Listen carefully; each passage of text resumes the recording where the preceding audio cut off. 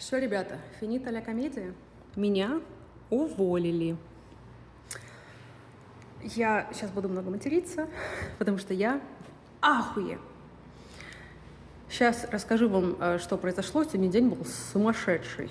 Но вначале вы меня поддержите, потому что я буду пытаться вспоминать все истории своей жизни, когда все складывалось хуй пойми как, а разрешилось в результате удачно. И мы сейчас возьмем все эти истории и будем питать свои, не знаю, что там нужно питать свое, чтобы напоминать себе, что все будет нормально, все будет нормально. Фух. Так, кому я рассказывала, нет, как я вообще осталась в Америке? Я приехала по Work and Travel. Это, кто не знает, такая программа для студентов. Приезжаешь на 3 месяца и работаешь тут какую-то рабскую работу. Это я еще училась в универе. Сначала ездили какие-то мои друзья, а на следующий год решила поехать я. И они все вернулись довольные, потому что не работали там на 2-3 работах. Ну, по молодости, что там спать не надо, себе там пей и иди ебашь. С деньгами, с впечатлениями, довольно и классно. Я поехала, нам платили $200 в неделю, давали жилье и кормили. Один выходной в 2 недели, и мы пахали по 18 часов в день. Я одолжила денег на эту поездку, 2500. И там, типа, ты 3 месяца работаешь, 4 что-то, остается последний месяц вроде как попутешествовать. И я эту работу работала там, типа, в лесу в каком-то лагере. Ну, потом могу рассказать, там, на самом деле, было прикольно и интересно. И я приехала в Нью-Йорк, у меня оставался месяц моей визы. Что-то придумать. Я такая, я сейчас что-то придумаю. Ничего, короче, не придумалось. Последние свои деньги, которые у меня были, я потратила на комнату в Бруклине, в жопе Бруклина, хер пойми где, какого-то там грузина, короче. У меня остается в кармане просто $900. То есть я даже не отбила деньги на поездку, которую я одолжила. Я пошла гулять по Бруклину. Конец сентября. Я печально гуляю по Брайтон-Бич. Брайтон-Бич — это такой русский район. Голодная, отчаянная. Ну, думаю, все, последний раз в жизни погуляю по Бруклину, хоть запомню, как это вообще было. Погуляла. Устала, нужно ехать домой, а там, типа, такси, типа, уберов никаких еще не было, а в русском районе Бруклина есть такой кар-сервис. Ну, раньше был, сейчас уже нету. Просто, типа, такая стоечка, ты к ней подходишь, и к тебе подъезжает машина за $2, везет тебя там, ну, по определенному радиусу. Вот я была в радиусе $2. Метро стоит $2, и такси стоит $2. Я сажусь, водитель русский, ну, это русский кар-сервис, называется кар-сервис. И мы с водителем разговорились, я такая, ну все, в Киев обратно еду, все, ничего не получилось. Он такой, ты шо? Бьет по тормозам, останавливает машину, оглядывается на меня такой, у тебя паспорт с собой? Думаю, блядь, вот это сейчас, да вот так меня и продадут в рабство. Я только что чуваку незнакомому рассказала, что я тут одна, без каких-то там видов на жительство документов, виза заканчивается, и паспорт, все, это пизда. А у меня паспорт был с собой. И я такая, с перепугу, да. Он такой, значит так, домой ты сегодня не едешь. Ну, и тут, честно, я уж по-настоящему испугалась.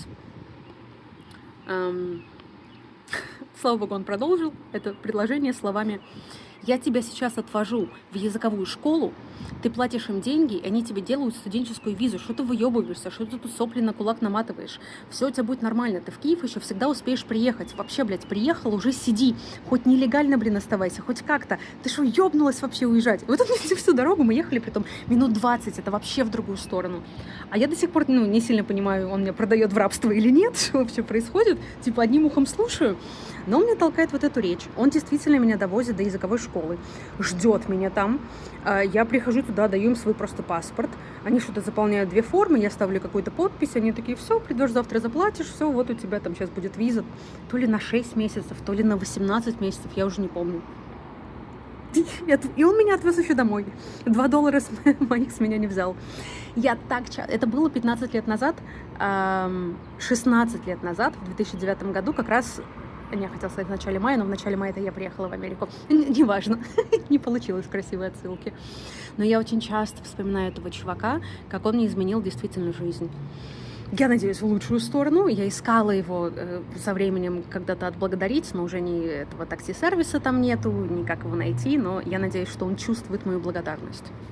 Вот такая была история, да, когда все, в принципе, шло по одному месту, я без денег, отчаянно, без вариантов, и тут судьба просто ангел спускается ко мне в такси. Все получилось хорошо. Тяжело было, но нормально. Еще, когда меня уволили в прошлый раз, ну, я вам рассказывала, там было не обидно, там просто, типа, через полгода оказалось, что у клиента нету денег. Это было 1,5 года назад. Но уволили меня, просто сам звонок был неприятный. Я психанула, я в Нью-Йорке жила. Я такая, ах, блядь, так? Значит, я поеду в Париж.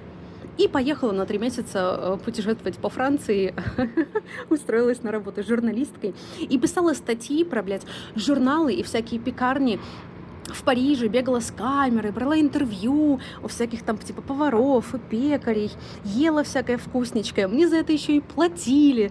То есть у меня там по результату денег не осталось, но вся моя поездка во Францию оплатилась типа так на так. Вот этой моей подработкой, которую я нашла, я запомню это на всю жизнь, это было охуенно. Я была в Париже, я была в Каннах, я ходила по самым дорогим отелям, по самым классным ресторанам, мне за это платили, я там сидела, ела, писала статью о том, как там что, где какая сауна, и там где какой-то сорт чего-то, какого вина. Со мной еще и носились все это время как с писаной торбой. Ну, типа, ой, журналист из Нью-Йорка приехал. Ну, а я, правда, на очень классный журнал просто работала. И было охуенно. Вот, тоже уволили, и все получилось классно. Поэтому здесь тоже сейчас все получится классно. Только я, блядь, еще не знаю как, ребята, мне так страшно. Все, официально уволили. 2 недели зарплаты. Мне вот тех денег, которые у меня были до того, как я вышла на эту пиздоблядскую работу, мне бы хватило в Мексике почти на год. То, что я потратила на этот переезд, и то, сколько стоит, ну, здесь цены не как в Мексике, конечно. Мне вообще не хватит, блядь, ни на что, вообще ни на что. И я сижу, не понимаю, сегодня 19 мая, мне типа прямо сейчас собирать манатки и уезжать в Мексику, где у меня аренда не 2200, ну, $2000 и $200. А там у меня аренда типа $400. Ну, есть разница, то есть деньги длятся дольше. Либо сидеть сейчас быстро искать здесь работу.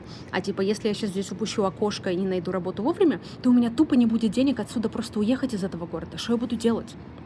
Они меня в такую ублюдскую ситуацию ставят. То есть тут вопрос уже не просто там, уволили с работы. Нет, сука, я для этого переехала. Короче, кто помнит эпопею, последнее, меня пытались уволить уже на прошлой неделе 2 раза. В пятницу я написала им злостный имейл, что вы вообще охуели. На меня там клиент чуть не напал, вы меня отморозили, я для вас переехала сюда, а вы единственное, что можете предложить, это меня уволить. В тот же день, в пятницу, мне отвечает тетка HR, вице-президент HR, пишет что-то типа, я там прям перечисляю, я еще там нарушений кучу заметила, я такая, и вот это, блядь, и вот это, и вот это, и вот это, и вот это. Она такая, ой, мы ничего из этого первый раз вообще слышу, ничего не знаю, ой, да, мы сейчас начнем расследование. И вот, приходи в понедельник, назначила мне звонок на 2 часа дня с адвокатом, а там такой ублюдский адвокат, который специализируется в том, что он судит сотрудников, которые пытаются добиться своих прав от их работодателей.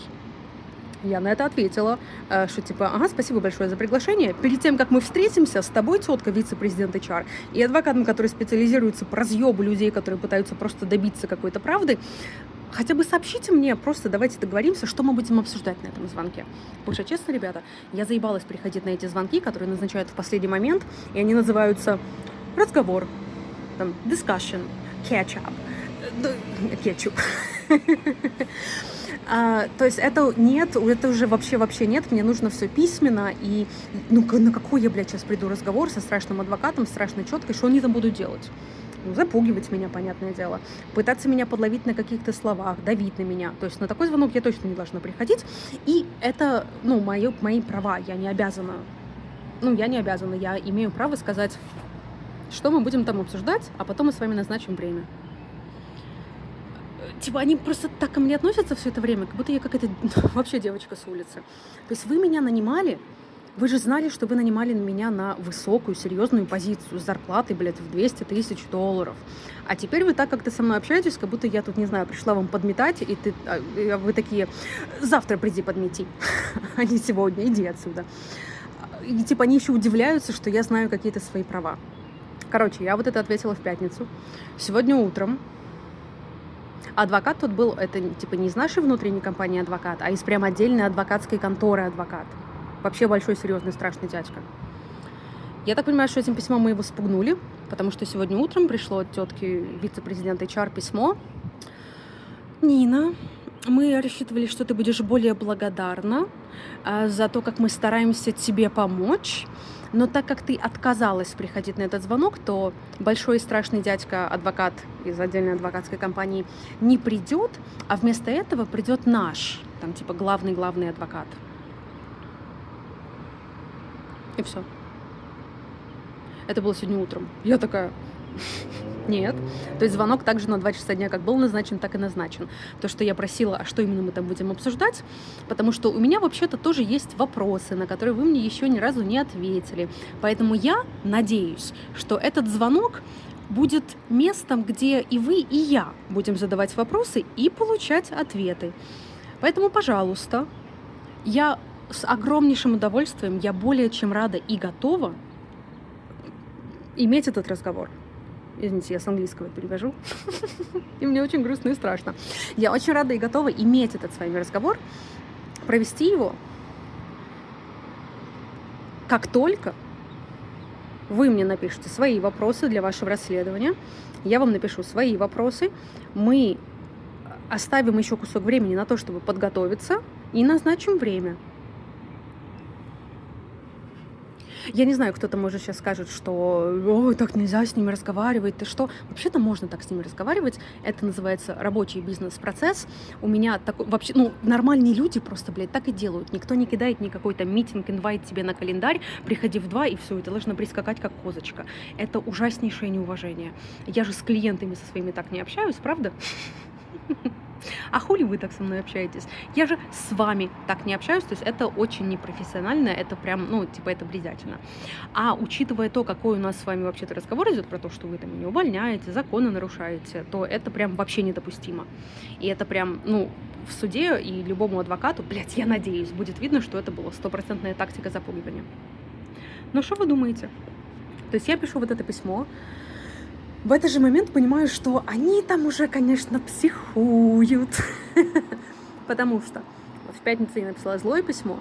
Они там же на месте моментально позвонили злому дядьке-адвокату из адвокатской конторы. Да, то есть, им, видно, сказать нечего, им срочно нужен большой серьезный дядька-адвокат. Мы с вами этого дядьку отпугнули. Я не знаю. Либо он им сказал, почему... поменялось то, кто приходит на звонок в понедельник. Большой страшный дядька-адвокат или наш внутренний адвокат. То есть либо он сказал, идите нахуй, она ёбнутая, либо он сказал, ребята, она там что-то вообще-то задает вам вопросы, и вообще-то у нее такой кейс, что она, это я надеюсь, у нее такой кейс, что она выиграет, я для вас ничего не смогу там сделать. Либо он действительно в моем письме увидел, что я такая расстановочка сил, ребята, неравная. Я вижу, что вы меня собираетесь запугивать. И он решил свою репутацию это самое. Потому что он внешний адвокат в адвокатской конторе. Его репутация, я, в принципе, могла бы иметь право на него тоже пожаловаться, если бы он начал меня запугивать. То есть, я думаю, он поэтому решил это самое. Но то, что они психуют, не знают, что делать, 100%. Они позвонили тому адвокату. Сегодня они с утра такие, нет, все, не тот адвокат, теперь вот этот адвокат. Я сказала, что все равно на сегодняшний звонок я не прихожу. Вот почему. Я вам сказала в пятницу, что нам нужно, называется по-английски agenda. Список того, что мы будем обсуждать. И сегодня я вам говорю, что я рада прийти, но мы там будем вместе разговаривать. И вы будете задавать вопросы, и я. И что вы думаете? Какой, думаете, у них был следующий шаг? Прислать мне вопросы, которые они хотят обсудить? Извиниться? Предложить мне тучу денег, упасть на колени и говорить, Нинка, ты самая охуенная, мы просто рамсы попутали, бес нас попутал, черт и дьявол, прости нас, прости, на тебе все наши деньги, все, машины, дома, все бери, нам так стыдно. Нет, этого тоже не было. У меня просто пропал доступ ко всем моим системам.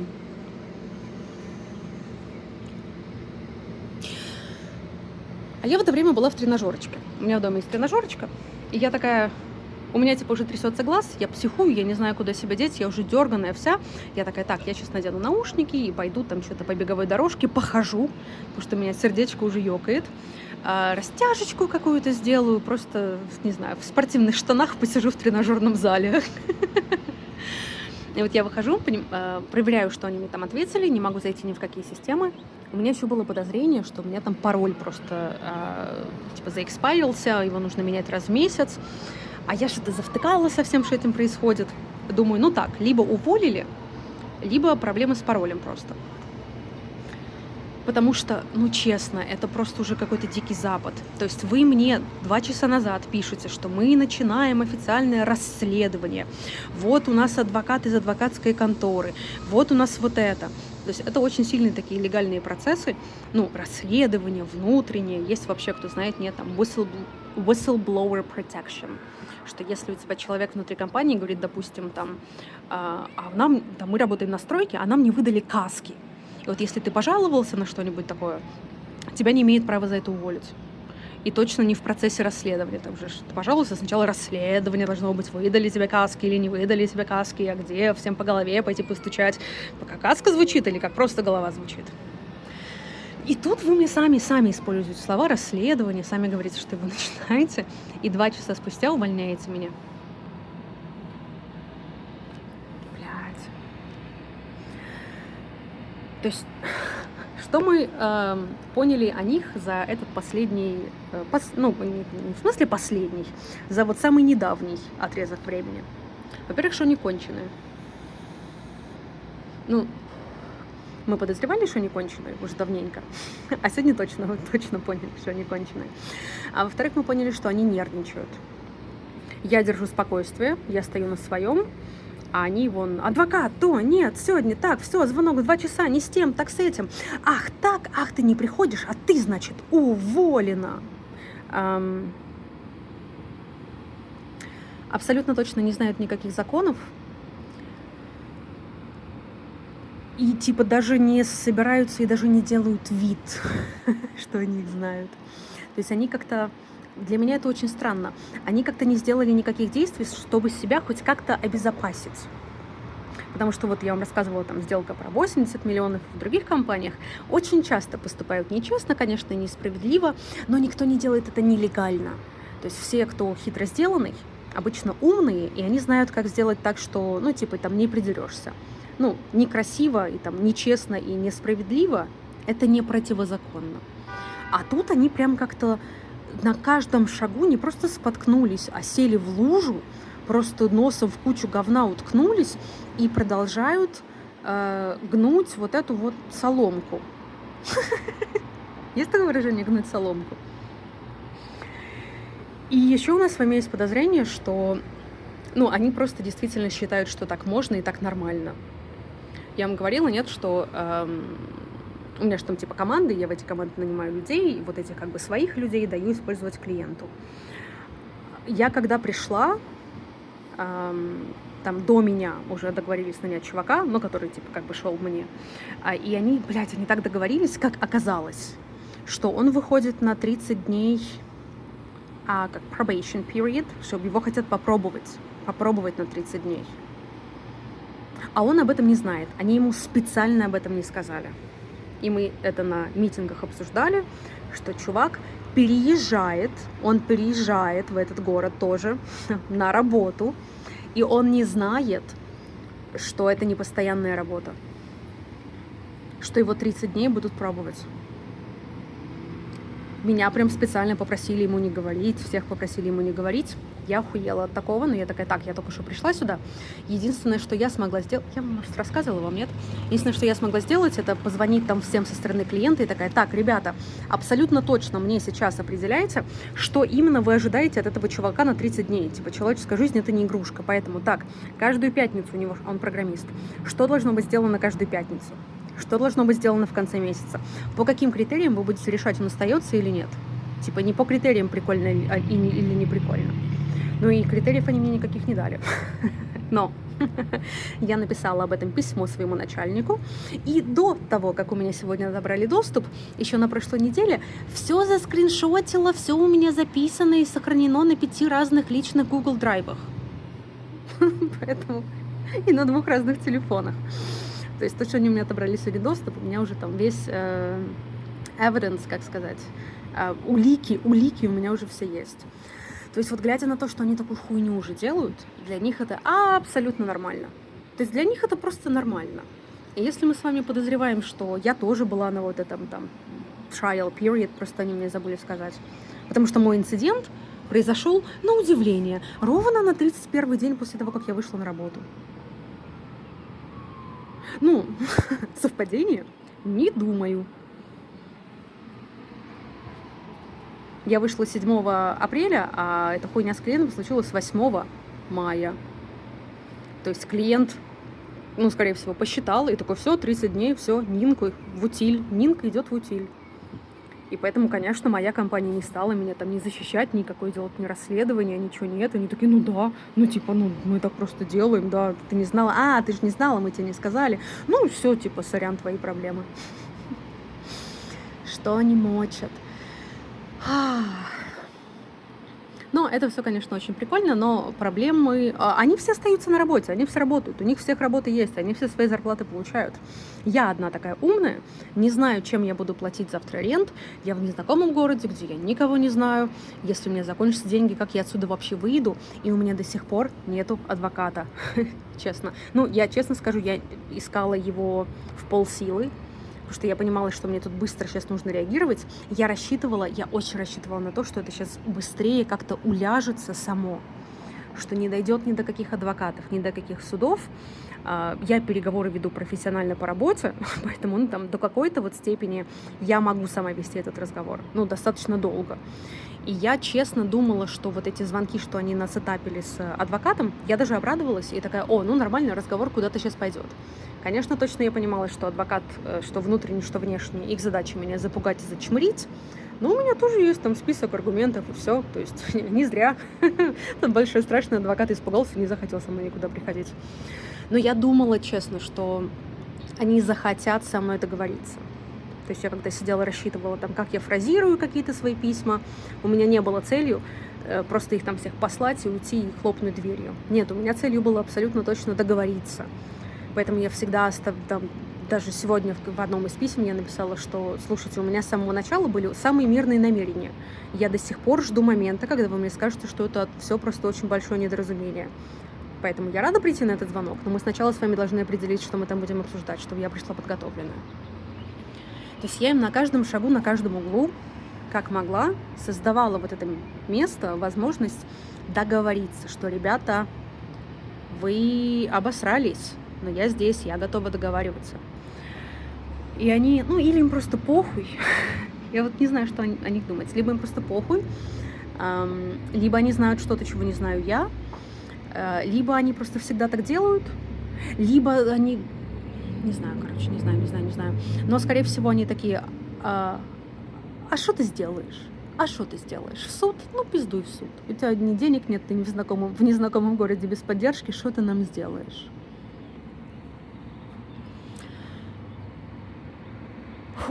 И адвокатов я искала, так. То есть я написала, наверное, в общей сложности в 10-12 контор, я писала и я звонила. А каких-то я там нашла парочку, которые я вам говорила, они хотят, что ты им сразу платишь, и они могут поторговаться за там сумму, которую тебе предлагает компания, чтобы тебя уволить. Но это я и сама могу делать. Я торгуюсь сама, это моя работа, я тоже торгуюсь над суммой денег, и это я сама умею делать, я за это не должна никому платить. А теперь у нас действительно суд, потому что следующие шаги вообще какие? То есть можно нанять адвоката, и чтобы официально адвокат с ними общался. То есть адвокат может написать официальное письмо, так и так, мы от вас требуем вот это и вот это. И это уже с угрозой суда. Скорее всего, они на это не ответят. То есть, если они уже со мной не общаются, то, адвокатам напишут все то же самое, что я им писала. То же самое, что я им писала. И теперь по факту, если две стороны не могут договориться мирно, ну, то это суд. Блядь, а суд? Ну, тоже найди сейчас адвоката, который хочет идти на суд. Единственное, что меня немножко утешает, что у меня там действительно большая сумма. Как бы народ таскает своих работодателей по судам, те, кто получают там минимальные часовые оплаты. Конечно же, суд к ним как бы больше открыт, конечно, они более незащищенные, чем там всякие эти корпоративные работники. Ну, то есть на такое дело адвокаты есть, и там суммы выигрыша, они не такие огромные. Но адвокаты этим занимаются. Но они тогда заведомо берут такие кейсы, где ты должен быть черным и геем. Ну, чтобы их было легче выиграть, да. Потому что в суд все равно нужно там что-то подавать, ходить, сидеть. Это занимает время, человеческое время адвоката, который тоже хочет зарабатывать денежку. Поэтому просто так на какие-то кейсы, которые там он... Не то, что даже там он не уверен в них. Если он не будет знать, что с этим кейсом делать, ну, то он просто его не возьмет. Как там? Не все же строители берут любую стройку. Они берут те проекты, которые... Им удобно, быстро, они знают, как сделать, это стоит их времени. Вот, поэтому что меня немножко успокаивает, что у меня там сумма достаточно большая. У меня зарплата высокая, это 200 тысяч в год. Они мне должны мою зарплату.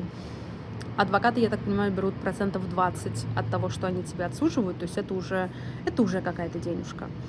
И у меня все хорошо задокументировано, у меня есть улики, скриншоты, переписки. Блять, ну и все, теперь искать адвоката, искать здесь работу. Блять, при этом я так понимаю, что какую угодно. Меня очень расстраивает, что, я вам честно скажу, но в продажах я и так очень сильно заебалась быть, очень сильно. Но после вот этого, когда моя работа — это ходить к людям лицом, и формально я уже, блядь, не в продажах, мне 37 лет, я делаю там IT-консалтинг, изобретаю всякие классные новые подходы. То есть я уже из продаж это выпустилась, ну лет 7 назад, наверное, не так давно, но лет 7 назад. То есть это уже не продажи. У меня высокая позиция, она серьезная, она стратегическая, она классная, но она лучше всего переводится только вот в продажные роли. Иначе... Типа, делать это просто так, то, что я делаю для какой-то компании, я не такая технически умная. Я умная по людям. То есть я могу прийти и сказать, так, у тебя работает там сколько? 70 человек. Ну, или 5, или 70, или 700, сколько хочешь. Что у тебя, какие с ними проблемы? Больше работы они не успевают, у тебя нет денег на больше людей? Сейчас придумаем. Или там они у тебя работают давно, а проекты стали, там, технологии пошли вперед, а у тебя теперь 70 человек сидит, которые там не вдупляют новые технологии, тебе жалко их уволить, но у тебя нету дать им 2 года, отправить их в школу, чтобы они учились делать то, что тебе нужно делать завтра. Вот я такая вся классная, креативная, умная, я такие изобретаю классные подходы, и они классные, они работают, и я такая прям молодец. И чё? И чё, блядь? И чё? Самое классное, самое умное оказалось вот в такой ситуации. Все дураки, одна я умная. Представляете, как сложно быть такой самой умной в мире, как я? Вот такая херня. Ребята, спасибо огромное за поддержку. Если бы не вы, у меня еще сильнее крыша поехала, чем едет сейчас.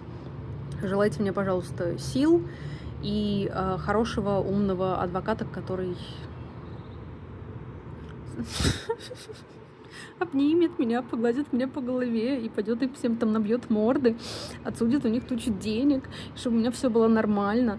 И что я буду делать, блядь? Все, я пошла искать работу.